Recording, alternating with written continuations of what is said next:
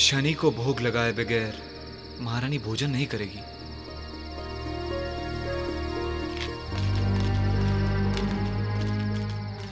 महारानी, हमारे पास तो और कुछ भी नहीं है, बस यही है। अगर आप चाहो तो इसका भोग लगा सकते हो शनिदेव को। नहीं भाई, शनिदेव को ये भोग नहीं लग सकता। शनिदेव को तो गुड़, काले तिल, काली दाल और सरसों का तेल पसंद है। उन्हें सिर्फ काले भोजन का ही भोग लगाया जा सकता है। ये सब तो नहीं है हमारे पास महारानी जी।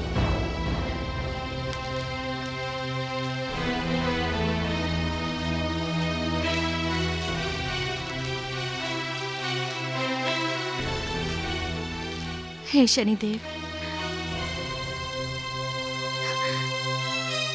लगता है आज हमारा व्रत अधूरा ही रह जाएगा।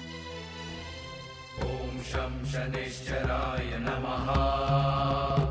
ओम शं शनिश्चराय नमः। ओम शं शनिश्चराय नमः। ओम शं शनिश्चराय नमः। जय जय जय शनिदेव, जय जय जय शनिदेव।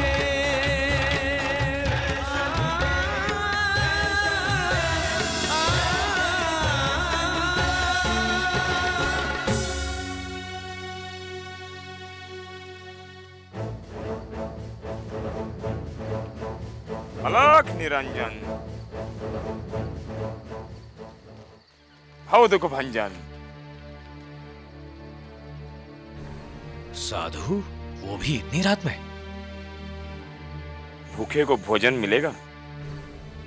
चलो निकलो यहाँ से, यहाँ खाना नहीं है।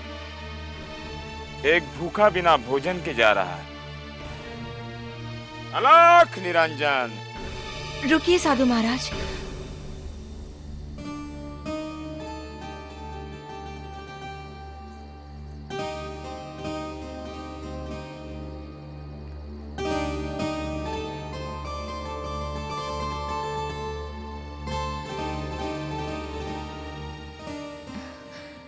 महाराज ये लीजिए, हमारे पास यही है, आप ये सब ले लीजिए। बस बस बेटी, अपने लिए भी तो कुछ रखो। हमारे लिए तो इतना ही बहुत है। लगता है तुमने अभी तक कुछ नहीं खाया। नहीं बाबा, जब तक हम शनिदेव को भोग नहीं लगा लेते हम कुछ नहीं खाएंगे। लगता है आज हमारी साधना अधूरी रह जाएगी। ये हमारा मनपसंद भोजन है, काली उड़द की दाल की खिचड़ी।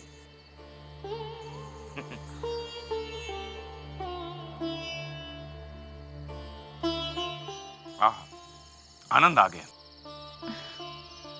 काश हम शनिदेव को भोग लगा पाते। बेटी, समझो तुमने उन्हें भोग लगा दिया। हम समझे नहीं बाबा। बेटी, शास्त्रों में लिखा है अतिथि देवो भव।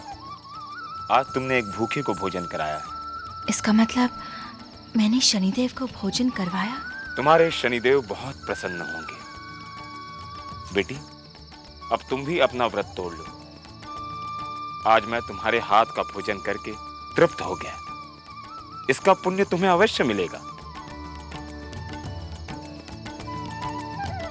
अच्छा बेटी, अब मैं चलता हूं। अलख निरंजन, भव दुख भंजन।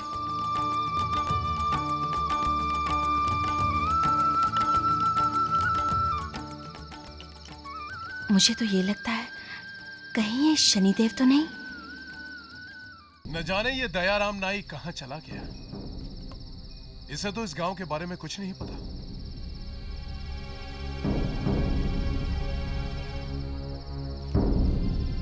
कोई मुसीबत में ना फंस गया।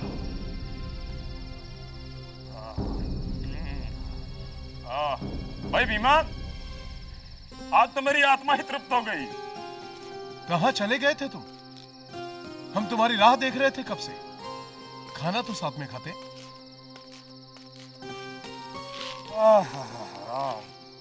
भाई भीमा, आज मैंने तो खाना खा लिया। एक माई ने बड़े प्रेम से खाना खिलाया। क्या खिचड़ी थी, क्या पकवान थे। आज तो मेरी आत्मा के साथ साथ पेट भी तृप्त हो गया। ऐसी खिचड़ी कहाँ मिलती है? बरसों हो गए ऐसी खिचड़ी खाए। मन करता है माई के पास फिर जाऊं और कहूं, माई वो खिचड़ी फिर से खिला दे। अच्छा खाना खाने के बाद लेटना भी चाहिए।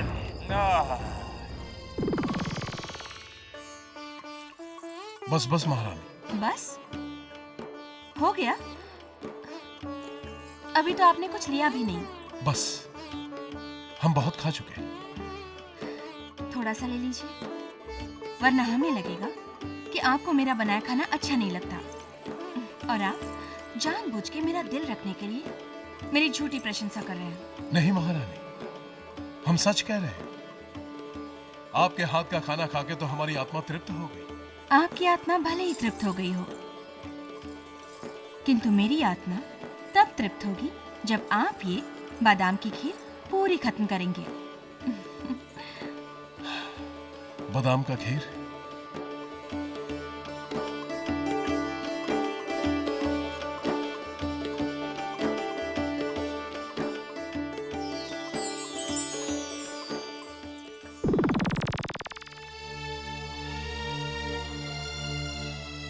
भाई भीमा,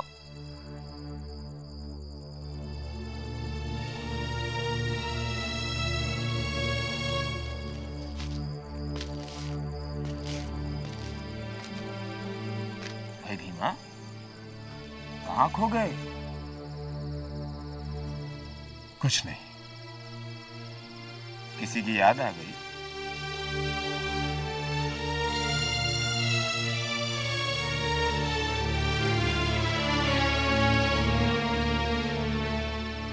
धीरज रखो भाई, जब वो दिन नहीं रहे तो ये दिन भी नहीं रहेंगे।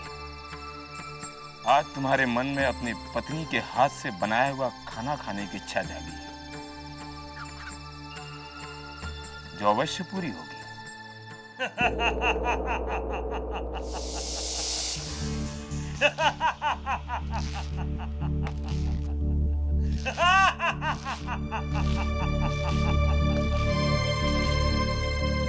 अब मेरे राज सिंहासन पर बैठने के दिन करीब आ रहे हैं।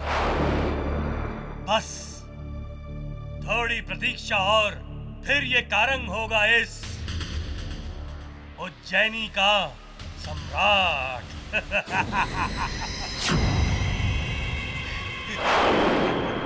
कारंग!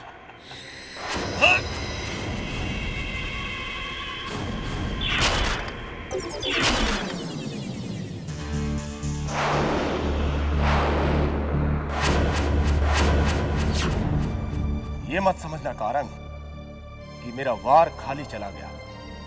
मैं चाहता तो ये चाकू तुम्हारे सीने के पार होता और तुम्हें उज्जैनी के विरुद्ध रच रहे षड्यंत्र का दंड दिलवाता। तो फिर तुम रुक क्यों गए? आगे बढ़ो।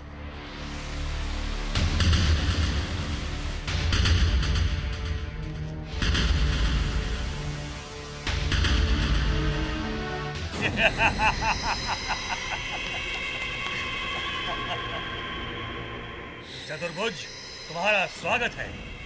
तुमने उज्जैनी का राजा बनने का तो सोच लिया, पर रास्ते में खड़े कांटों के बारे में क्या सोचा? उन्हीं कांटों को अपनी राह से निकालने के लिए मैंने तुम्हें यहां बुलाया है चतुर्भुज। और मेरी राह का सबसे पहला कांटा है राजकुमार आदित्यवर्धन। समझ लो कि चतुर्भुज की चतुराई ने उस कांटे को निकाल फेंका। तुम बिल्कुल नहीं बदले। आज भी तुम हर निर्णय लेने में बहुत शीघ्रता करते हो। भूल गए कि तुम्हारी इसी चतुराई के कारण विक्रमादित्य ने तुम्हें सेनापति से एक अधरा सा सिपाही बना दिया। बस, बस, बस, मत याद दिलाओ मुझे वो दिन। सिर्फ ये बताओ करना क्या है? चतुर्भुज, अब ये कारंग तुम्हें सेनापति बनाएगा, ताकि कल जब हम विद्रोह करें तो कोई भी अपना सिर हमारे विरुद्ध ना उठाए। परंतु उसके लिए तुम्हें समरसेन को मौत के घाट उतारना होगा। समरसेन, अब तू नहीं बचेगा।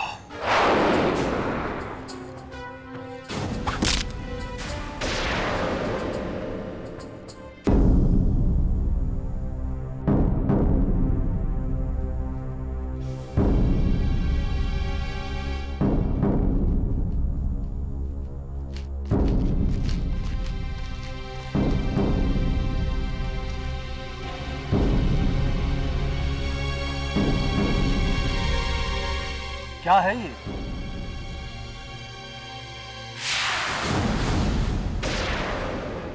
समरसेन, समरसेन।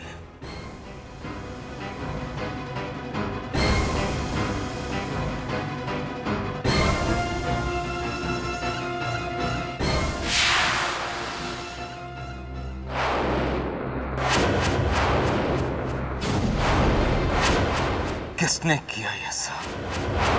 किसने किया ऐसा? हमने।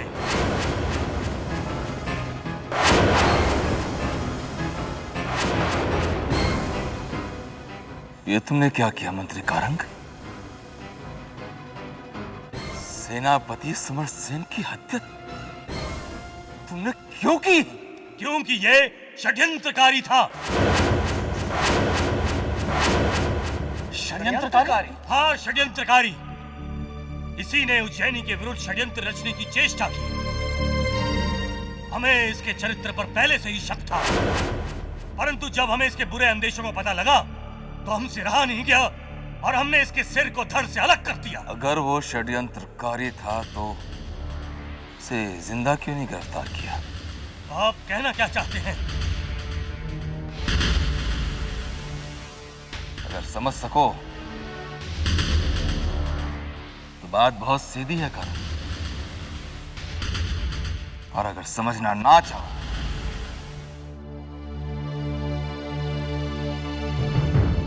अगर वो षड्यंत्रकारी था तो तुम्हें उसे जीवित पकड़ना चाहिए था। हा? उसके मन में कई तरह के भेद होंगे।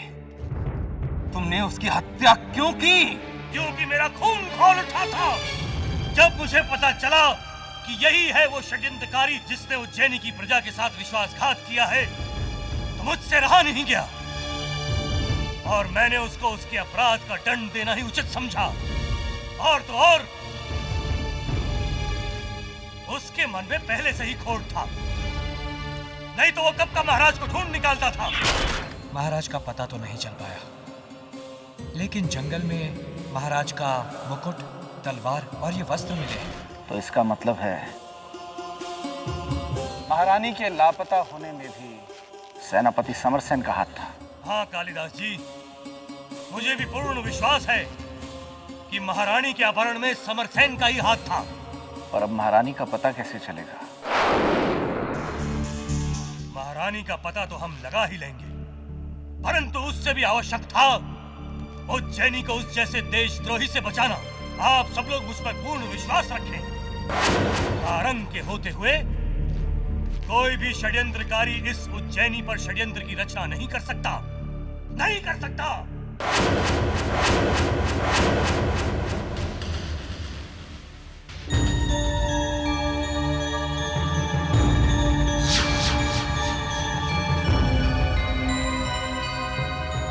यदि ये षड्यंत्रकारी था, कारंग ने इसे मारने से पहले हमें क्यों नहीं बताया?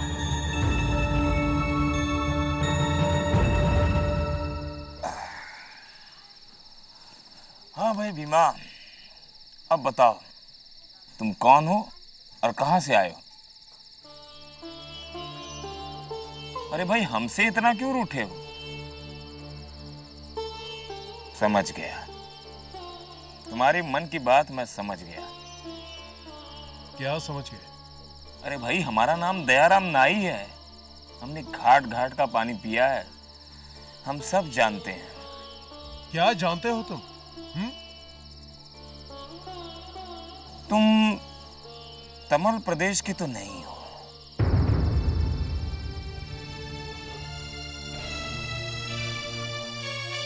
हाँ, ठीक कहा तुमने। हम उज्जैनी के रहने वाले हैं। तुम उज्जैनी के रहने वाले हो? वाह! यहाँ कब आए? हम कुछ दिन पहले ही आए। हम गए उज्जैन, बड़ा सुंदर नगर है। वहां के दरबार में एक से एक विद्वान है, पर अफसोस वहां का राजा विक्रमादित्य कई दिनों से लापता है। राम जाने कहां कहां धक्के खा रहा हो। भगवान ऐसे दिन किसी को न दिखाए। हमारा आधा काम तो हो गया है, बस थोड़ी प्रतीक्षा और फिर मैं कारंग बनूंगा इस उज्जैनी का सम्राट, और तुम सेनापति। सेनापति? मैं सेनापति बनूंगा? और तुम सब लोग मेरी बात ध्यान से सुनो। महारानी मदन लेखा का यहाँ रहना हमारे लिए खतरे से खाली नहीं। तुम लोग शीघ्र अतिशीघ्र महारानी को दक्षिण दिशा की ओर ले जाओ, और मेरे सत्ता संभालते ही समझ गए?